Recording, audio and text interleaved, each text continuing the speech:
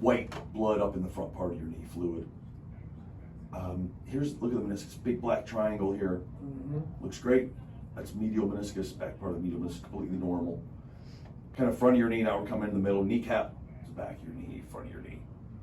Fluid, blood in your knee. So as soon as you see that, you know something's going on. It's not nothing. Kids should never have that kind of fluid in their knee. We cut across here. This is PCL, posterior cruciate ligament. Next cut should be ACL, and you see some fibers here and some wavy fibers here. So it's not, it should look like kind of like this. So ACL's not there. There's this bruise.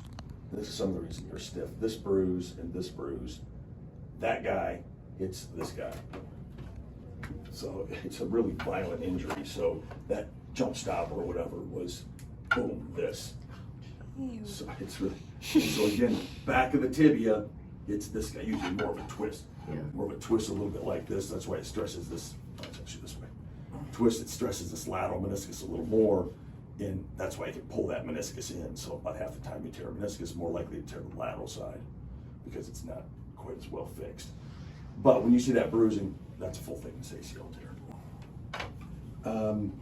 Then when it jumps back in, sometimes it'll tear this meniscus a bit. So right here on the bottom, it may not be, like the radiologist said, it may be an incomplete tear, but that white line right there shouldn't be there. White line there, but it doesn't really extend all the way to the upper surface. You can imagine if it goes to the upper surface, that could make that really unstable and flip around. But that white line, compare that to the other side, which is this big black triangle the whole way. This light area, that's just where it attaches on the outside. But, so that's where, like, questionable lateral meniscus. So you take a hamstring to fix your ACL. What do you do about the meniscus then? So we look at it. If it's stable, nothing. If it's unstable or a little bit loose, put stitches in it. So oftentimes what happens, you wait your 4 weeks, let the swelling, irritation, inflammation calm down. That thing's healed. It almost looked like there was a little bleeding in there, or like some scar. It looked like a scar, pink scarring in there. That's healing. So they want me to get this knee as straight as this knee. And right now, it's about as locked as I can get it. It doesn't hurt necessarily. It just feels, I don't know, like pressure. And it's so weird. Like, oh my god, you can't even see me bending my knee because I'm on my toe on my left. Like that. Okay. This is take like 10.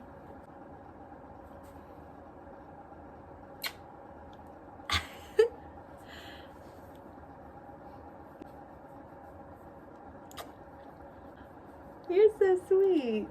Aww. Okay. So I don't usually talk to the camera. I'm usually the one just filming everybody else, but I figured I started this vlog channel basically to document my senior year, and my knee is a big part of it now. So on December 12th, we played Crestview. It was halfway through the second quarter. I tried to drive to the PCL, or the key, and I jump stopped. I tried to pivot and my knee went one way, my body went the other, and I immediately grabbed my knee. And the next day we went to OIO, and basically the doctor had doubts about whether it even was my ACL. He originally just said a slight sprain of the MCL. You know, we'll get an MRI just to make sure, but I'm not really seeing the swelling that I usually see with an ACL, and so hopes were high. And then the next day after that, they got me in for an MRI, and got results back Thursday, and it was an ACL tear and a meniscus tear, and I was out for the rest of the season, and that was really hard to hear. It's still obviously hard for me to talk about it, but I'm trying not to cry on camera. And I'm trying to have a really good positive attitude about it, but obviously with it being my senior year, this sucks. I played in like 8 games this season, if that maybe, and I cheered in like less than that. So that was really hard news to hear, and it's still hard news to like come to terms with, but it is what it is. I'm trying to have a positive mindset. Today was my appointment back, which were what the clips were from before. Surgery is scheduled for January 30th.